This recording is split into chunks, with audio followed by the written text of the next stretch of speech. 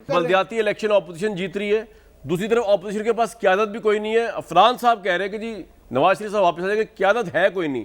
किस तरह आप वेटेज देते हैं अगले इलेक्शन को मौजूदा हालात के पस मंजर में?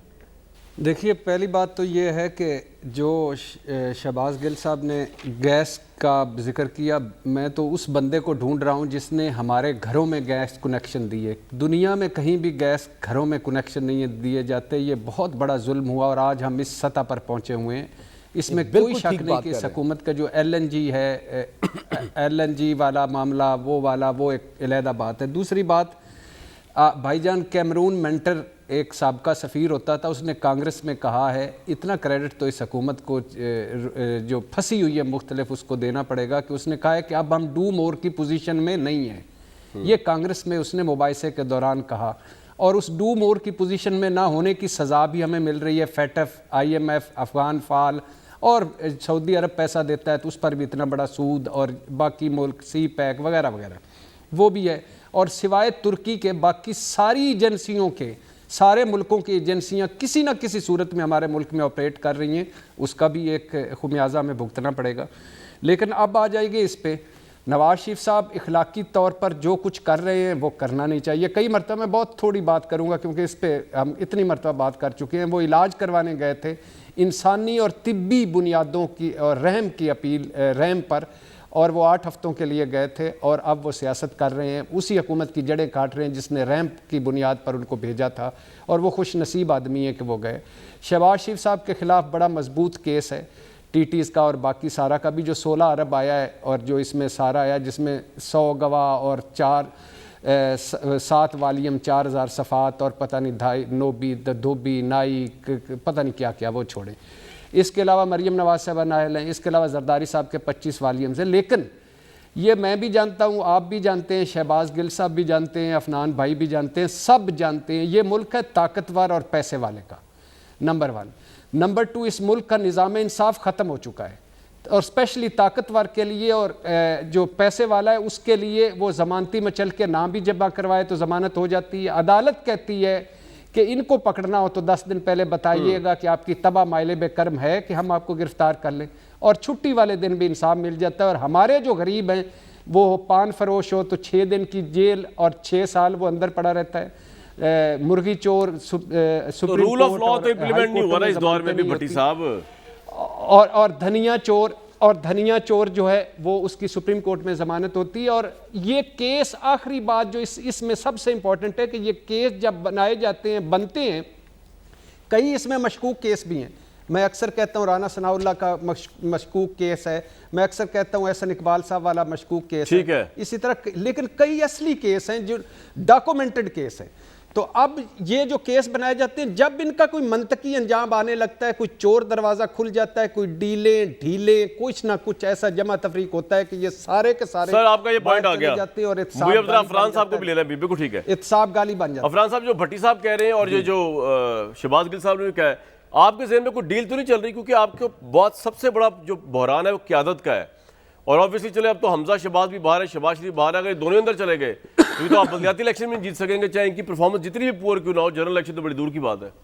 देखिए, अगर तो मीडिया ट्रायल के हद तक देखा जाए तो मतलब कि हमारी बहुत ज़्यादा, क्या कहते हैं, इस करप्शन के मामलात को उजागर किया जाता है और उसके तहत बहुत सारी बात की जाती है। लेकिन अगर उसका हकीकत में ऑन द ग्राउंड देखा जाए तो आप देखते हैं कि जजेस को ये मैनिपुलेट कर रहे होते हैं। जजेस को मैनिपुलेट किया गया, जज अरशद मलिक ने क्या किया, जज शमीम राना साहब ने क्या कहा, जस्टिस सिद्दीकी साहब ने क्या कहा।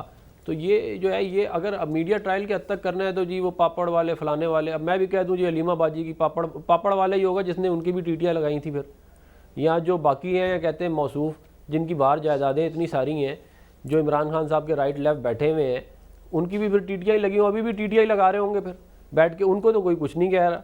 और मुझे आप ये बात बताएं कि अगर इतना ही ओपन एंड शट केस था तो फिर क्यों जजेस को मैनिपुलेट किया? बात बड़ी सीधी सी है कि अगर मामला इतना ही सीधा था तो फिर उनको छेड़ने की ज़रूरत ही नहीं थी।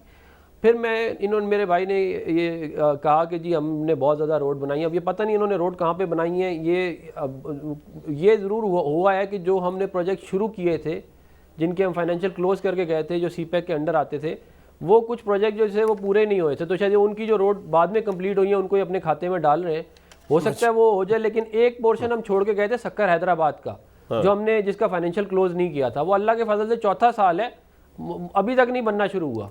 आप हर साल ऐलान कर देते हैं लेकिन वो मोटरवे का एक पोर्शन अभी तक ना उस पे सिविल वर्क। हाँ, लेकिन मेरे भाई अफरान भाई बात ये कि आपको हुकूमत एनआरओ दे नहीं रही, तो आपके ज़हन में है क्या, क़यादत किस तरह अहल होकर लड़ेगी इलेक्शन? क़यादत तो है कोई नहीं आपके मैदान में। देखें क्यों नहीं है, मरियम नवाज साहिबा भी हैं, शहबाज साहब हैं, हमजा साहब वो तो कन्विक्ट है। मोहम्मद नवाज शरीफ साहब भी इंशाल्लाह बहुत जल्द पाकिस्तान आ जाएंगे। हाँ जी, नहीं हमारी कैंपेन तो रन कर सकते हैं ना, या कहते हैं, और उनका केस चल रहा है। लेकिन लोग जब वोट डालते हैं तो वो देखते हैं ना लीडर कौन है, किसको कौन प्राइम मिनिस्टर बनेगा आपकी तरफ से। नहीं तो लीडर देखे ना, मैं नहीं देखे शहबाज साहब तो, शहबाज साहब तो जो है वो तो उन पे तो कुछ नहीं है ना इस वक्त। शहबाज साहब हैं, हमजा साहब हैं, उनके ऊपर तो कुछ नहीं है। मरियम के ऊपर भी जो केस है वो खत्म हो जाएगा इंशाल्लाह बहुत जल्द। मैं कहना ये चाह रहा हूँ कि देखें एनआरओ वाली बात वो लोग कर रहे हैं जो कहते थे कि परवेज इलाही साहब पंजाब के सबसे बड़े डाकू हैं, आज वो किसके साथ बैठे हुए, जो एमकेएम के बारे में कहते थे कि ये जो है कातिल हैं, ये करते, ये उनके साथ कौन बैठा हुआ है आज। तो ये बातें करना, देखें ये बातें करना बड़ा आसान है। सर ठीक है, आपका पॉइंट आ गया। प्रोग्राम के आखिरी फिर इस पार्ट के आखिरी हिस्से में जा रहा हूं मैं।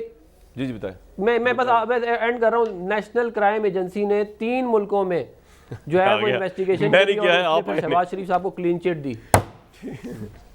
नेशनल क्राइम एजेंसी जी है ना, मेरी तो शहबाज गिल साहब की मुश्तरका छेड़ है, तो जिन्हों ने उधर खबर दी वो है ही नहीं इस वेले, इसलिए छो सर। पॉइंट सिर्फ शहबाज भाई ये है, पंजाब में बल्दियाती इलेक्शन आ रहे हैं, आपको लगता है केपी वाले से यहाँ तो और बड़ा स्ट्रॉन्ग होल्ड है यार इनका। खानेवाल में भी आप रिसेंटली हारे हैं, आपने हालांकि स्विच हो गया कैंडिडेट, जहाँ डहा साहब कितने उन्होंने आपको सपोर्ट की, फॉरवर्ड ग्रुप में चले गए, फिर भी नून लीग जीत गई।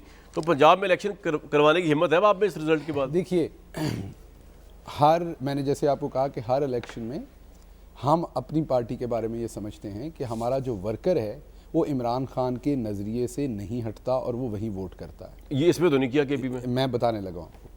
इसमें भी किया। भट्टी साहब ने बड़े ही अच्छे तरीके से आपको एक्सप्लेन किया कि अक्सर जगहों पे पीटीआई वर्सेस पीटीआई लड़ रही थी, वोट एक दूसरे का तकसीम किया और तीसरा बंदा जीत गया। मैनेजमेंट पुअर होगी ना फिर टिकटें में, वही पार्टी की जिम्मेदारी। उसकी वजह ये, जब आप गवर्नमेंट में होते हैं और आप इलेक्शन लड़ते हैं, आपकी बल्दियाती होगा तो ज्यादा लोग आप, बट एंड मौलाना जीते हैं वहां से। अभी नहीं, मेरा नहीं ख्याल कि वो अभी तक जब पूरा इलेक्शन होगा तो आप देखेंगे कि पीटीआई एक सिंगल मेजॉरिटी पार्टी वहां से आएगी सारे इलेक्शन में से। अभी रिजल्ट सारे रहते हैं।